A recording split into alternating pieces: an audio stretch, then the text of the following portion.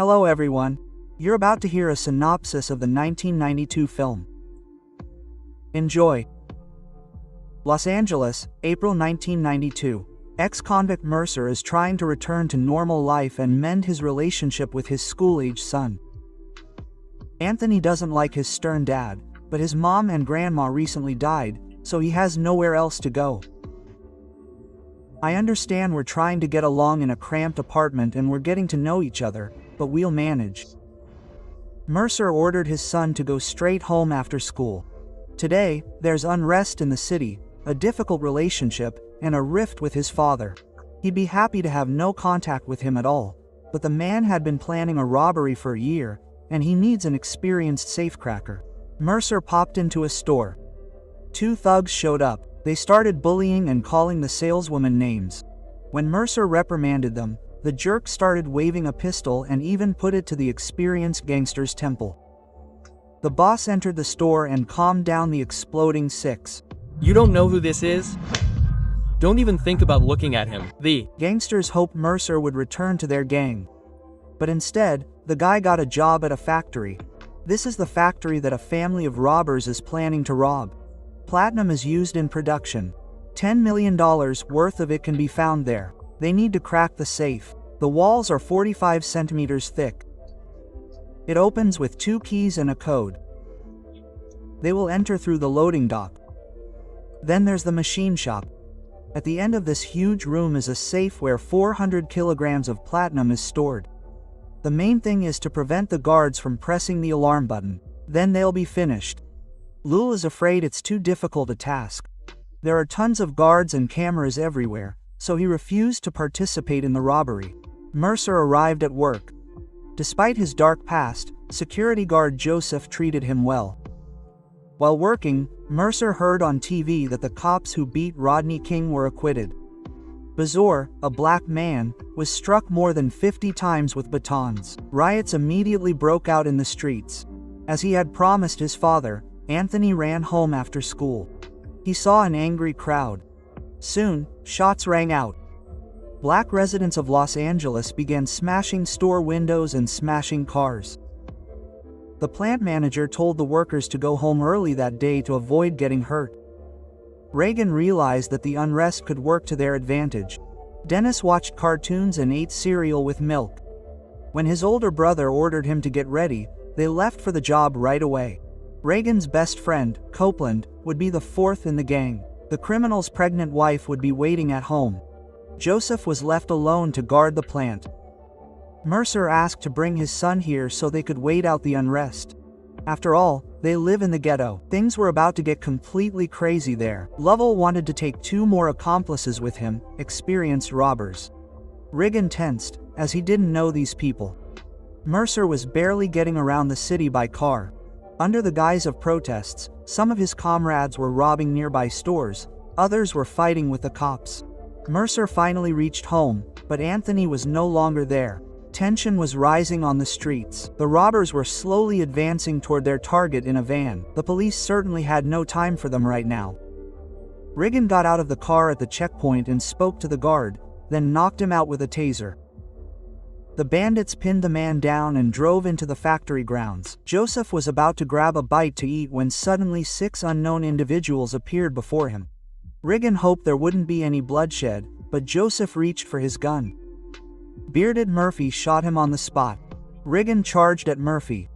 They jabbed each other with their guns, but Lovell ordered them to cool off and get back to work. Dennis felt uneasy. It was getting dark outside. Mercer was looking everywhere for his son. A gangster he knew offered him a gun and some mischief, but Mercer refused. The goings-on were ugly. But the gang was organized. They drove a forklift loaded with all the necessary equipment to the safe. Time to break into that steel box. Mercer finally found his son. He watched as the mob of lawless criminals broke into the store and carried off everything in sight. Dad grabbed Anthony by the collar and dragged him to the car. It turned out Joseph had survived. While the robbers were drilling into the safe, he was crawling toward the security button. Everything was going well for the bandits until they heard the alarm. Another large metal box began to descend on top of the safe. Riggy immediately crashed into the forklift and managed to stop the structure. However, in doing so, he crushed Copeland's leg. The bandits found themselves in a difficult situation. They couldn't move the forklift, so the only way to get Copeland was to cut off his leg.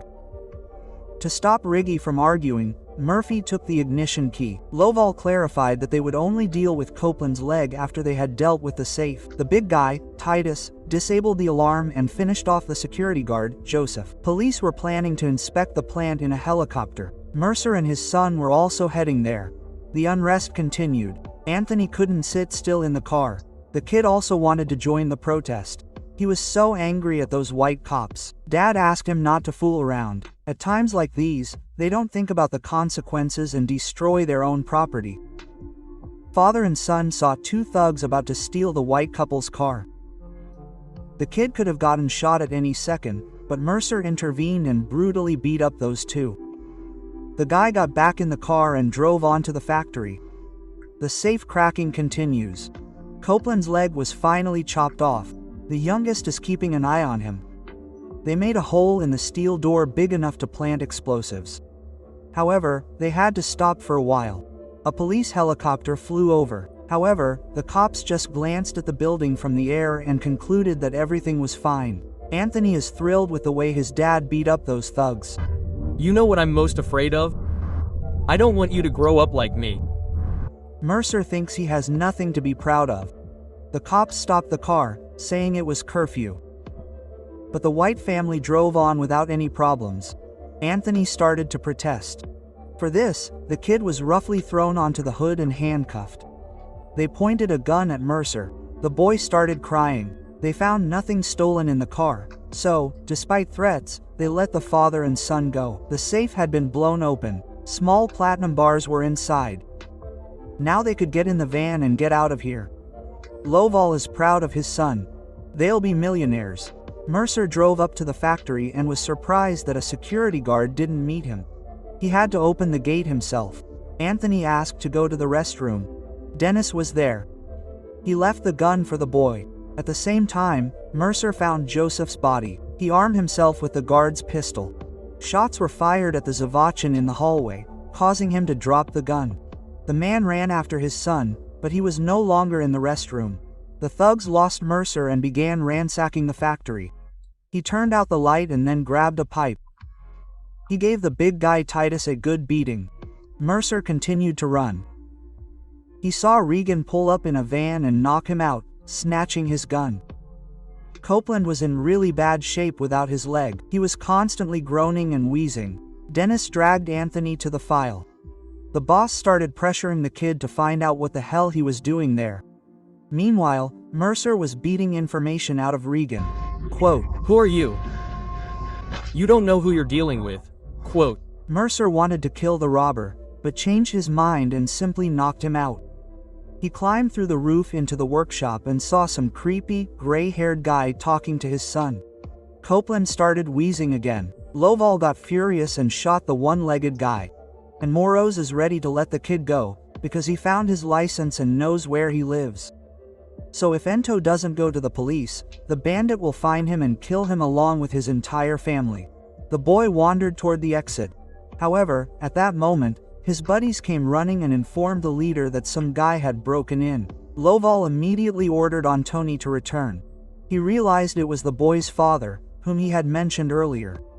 So, they could use Anthony as bait. Titus discovered that the rotor had been removed from the car. They wouldn't be able to get away with it. Dennis wanted to find his missing brother, but his dad was more concerned about how to get the platinum out of here. He ordered his accomplices to load the precious metal into the car anyway. Mercer tried to attract the attention of the police, who were flying past the factory again, but Murphy spotted him instead and attacked him from behind. The bearded man began beating the worker to get him to return the rotor. The big man knocked the gun away. A fight broke out between them. Murphy hit the man with an iron pipe. Mercer, however, reached the gun first and shot the criminal. His body fell down among the other bandits. Mercer returned to Regan and began to chide him for not living by the thieves' code. Their man was injured, and they finished him off immediately. That's how Regan learned that his dad had killed his best friend. The bandits are destroying evidence. Please, answer me honestly. Do you know where my brother is? Your father just killed a man. If I knew where your brother was, believe me, I'd tell you. Regan said his father was a complete psychopath, and it's a miracle Mercer's son is still alive. True, he witnessed the murder. That means he's definitely finished. He held a gun to the boy and forced him to beg his father to save him, then offered to exchange son for son. Plus Rotor, of course. Regan warned that his father couldn't be trusted. He'd kill both him and Antoni. Will you help me get my son back? During the exchange, Titus first grabbed Rotor and carried him to the van. When the car started, Lovell was about to finish off the boy, but he didn't expect that his eldest son had already conspired with the worker. He and Mercer opened fire on the old man. During the shootout, Dennis was wounded in the back. The boy and his brother climbed into the van. They hoped to escape with Anthony and his father. As Mercer opened the gate, the bandits were almost upon them. Lovell, of course, didn't want his sons, but the platinum loaded into the van. Dennis needed to get to the hospital as soon as possible. And then his dad ordered Titus to shoot at them. Dennis eventually bled to death before his brother's eyes. Regan started shooting back. He was also wounded, but then the man took aim and shot Titus. Now they had to take out his dad. However, Lovell got a bullet in him first. Mercer got distracted and crashed into another car, causing the van to flip over. The old thug stomped on the platinum bars and approached his choking son.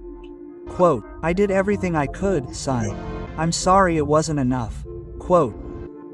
Lovell finished off his son and was about to deal with Mercer, but Anthony shot him from behind. Father and son got into the car. Anthony looked at the pile of corpses and burst into tears. Finally, they went home.